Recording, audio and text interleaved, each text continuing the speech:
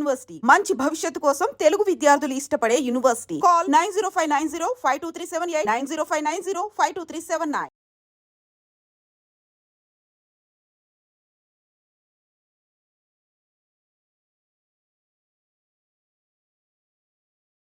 So భారతదేశ operation పై పాకిస్తాన్ కూడా ఒక ప్రకటన విడుదల చేసింది. పాకిస్తాన్ న్యూస్ పేపర్ ప్రకారం అయితే కాశ్మీర్లో ఉగ్రవాద దాడుల నేపథ్యంలో ఇరు దేశాల మధ్య తీవ్రమైన ఉద్రిక్తతల మధ్య భారతదేశం కోట్లీ, బహవల్పూర్, ముజఫరాబాద్లో క్షిపణి దాడులు నిర్వహించిందని inter services public relations director general lieutenant general Ahmed Sharif Chaudhry ఒక ప్రకటన జారీ చేసిండ్రు. పెహల్గాం ప్రతీకారం మొదలైంది. ఉగ్రవాదానికి వ్యతిరేకంగా ఇప్పుడు భారతదేశం ఆపరేషన్ సింధూర్ ప్రారంభించింది. భారత వైమానిక దళం పాకిస్తాన్లోని 9 ప్రదేశాలపై దాడి చేసింది. భారతదేశం దాడి తర్వాత ఇప్పుడు లాహోర్, సియాల్కోట్ విమానాశ్రయాలను 48 గంటల పాటు మూసివేస్తున్నట్టు పాక్ కూడా ప్రకటన జారీ చేసింది. భారతదేశం ఆపరేషన్ సింధూర్ ప్రారంభించినటువంటి సమయంలోనే జమ్మూ కాశ్మీర్లోని పూంచ్, రాజౌరి ప్రాంతాల్లో భింబల్ గాలిలో ఫిరంగి కాల్పులు జరపడం ద్వారా పాకిస్తాన్ మరోసారి కాల్పుల విరమణ ఒప్పందాన్ని ఉల్లంఘించినట్టయింది. ఈ దుర్మార్గపు చర్యకు భారత సైన్యం తగిన సమాధానం ప్రస్తుతమైతే ఇస్తున్న పరిస్థితి అయితే కనిపిస్తోంది. ఇది as of now situation. Actually ఏ ప్రదేశాలను పూర్తిగా ఒక టార్గెట్గా వెళ్తోంది అనేది కూడా ఆపరేషన్ సింధూర్ను ప్రధానమంత్రి నరేంద్ర మోడీ కూడా ప్రత్యక్షంగా పర్యవేక్షిస్తున్న పరిస్థితి. పాకిస్తాన్లోని 9 ఉగ్రవాద స్థావరాలను సైన్యం విజయవంతంగా ధ్వంసం చేసేసింది. భారత్ మెరుపుదాడుల నేపథ్యంలోని పాక్ సైన్యం సరిహద్దుల వెంబడి కాల్పులు జరుపుతోంది. మనమంతా సిద్ధంగా ఉన్నాం. ఉగ్రవాద శిబిరాలపై దాడులను భారత ఉన్నతాధికారులు ప్రపంచ దేశాలకు కూడా స్పష్టం చేసినటువంటి పరిస్థితి. సో పూర్తిగా ప్రధాని నరేంద్ర మోడీ కూడా పర్యవేక్షిస్తున్నారు. అన్నీ అంటే ఏం జరుగుతోంది ఏంటి అనేది కూడా పర్యవేక్షిస్తున్న పరిస్థితి కనిపిస్తోంది.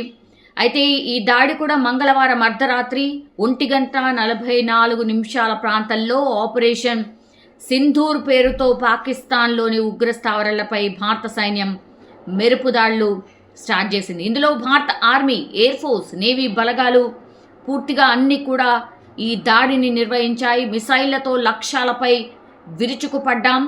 పాక్ ఆక్రమిత కాశ్మీర్తో పాటుగా పాకిస్తాన్లోని ఉగ్ర మౌలిక సదుపాయాలను పూర్తిగా ధ్వంసం చేసేశాం.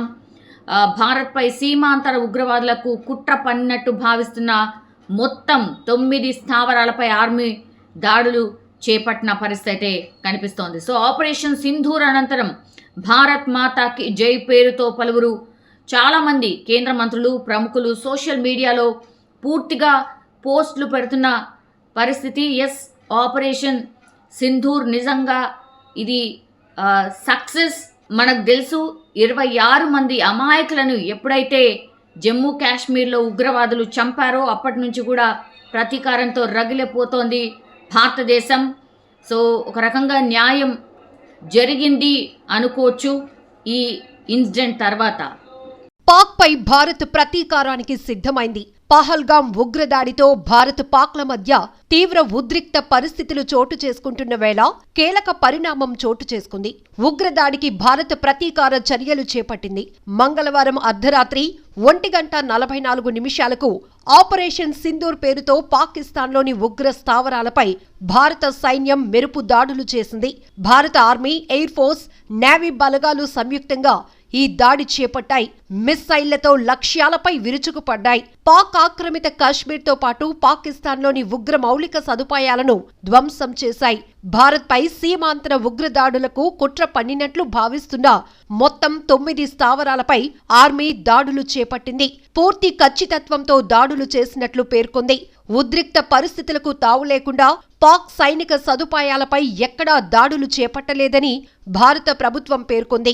దేశవ్యాప్తంగా బుధవారం కేంద్ర ప్రభుత్వం మాక్ డ్రిల్స్ నిర్వహించనున్న వేళ ఈ దాడులు చేయటంతో సర్వత్రా ఉత్కంఠ నెలకొంది. ఆపరేషన్ సింధూర్ పై పలువురు కేంద్ర మంత్రులు, ప్రముఖులు సోషల్ మీడియా వేదికగా స్పందిస్తున్నారు. ఆపరేషన్ సింధూర్ అనంతరం భారత్ మాతాకి జై పేరుతో పలువురు కేంద్ర మంత్రులు, ప్రముఖులు సోషల్ మీడియాలో పోస్టులు చేస్తున్నారు. పహల్గాం దాడికి బాధ్యులను జవాబుదారీగా ఉంచేందుకు కట్టుబడి ఉన్నామని భారత్ వెల్లడించింది. దాడులకు సంబంధించి పూర్తి వివరాలు త్వరలో వెల్లడిస్తామని రక్షణ శాఖ ప్రకటించింది. భారత ప్రభుత్వం ప్రకటన అనంతరం ఇండియన్ ఆర్మీ స్పందించింది. న్యాయం జరిగింది అని ఎక్స్ పోస్టులు చేసింది.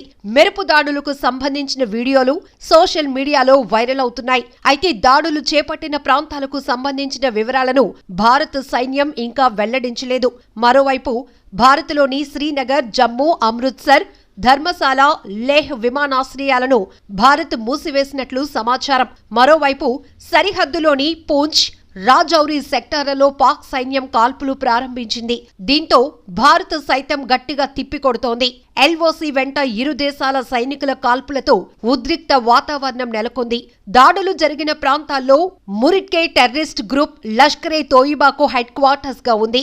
ఇక పంజాబ్ ప్రావిన్స్ లోని బహవల్పూర్లో మసూద్ అజర్ నేతృత్వంలో జైషే మహమ్మద్ స్థావరం ఉంది. అయితే భారత దాడులతో పాక్ అప్రమత్తమైంది. లాహోర్, సియాల్కోట్ ఎయిర్పోర్ట్లను 48 గంటల పాటు మూసివేసింది. భారత్ ప్రతీకార దాడులు చేపట్టిన అనంతరం భారత భద్రతా సలహాదారు అజిత్ డోబాల్ అమెరికా భద్రతా సలహాదారు మార్కో రూబియోతో మాట్లాడారు. దాడుల సమాచారాన్ని ఆయనకు వివరించారు. దాడుల అనంతరం భారత ఎయిర్ డిఫెన్స్ వ్యవస్థలు అప్రమత్తమయ్యాయి. పాక్ నుంచి ఎలాంటి ప్రతిస్పందన ఎదురైనా నిలువరించేందుకు సరిహద్దుల వెంట ఎయిర్ డిఫెన్స్ వ్యవస్థలు మోహరించాయి. బుధవారం ఉదయం 10:30 పాక్ ప్రధాని షరీఫ్ జాతీయ భద్రతా కమిటీతో సమావేశమవుతారు. మరోవైపు పాక్ ఉగ్ర స్థావరాలపై భారత్ చేపట్టిన దాడులపై అమెరికా అధ్యక్షుడు ట్రంప్ స్పందించారు. ఇండియా పాక్ పరిస్థితి దారుణంగా ఉందన్నారు. ఉద్రిక్తతలు తగ్గించుకోవాలని ఇరు దేశాలకు సూచించారు. ఇది హేయమైన విషయం. వారు దశాబ్దాలుగా ఘర్షణ పడుతున్నారు. దీనికి వీలైనంత తొందరగా ముగింపు పలకాలి. రెండు శక్తివంతమైన దేశాలు రోడ్డుపైకి వచ్చి కొట్టుకోవాలని ఎవరూ కోరుకోరు.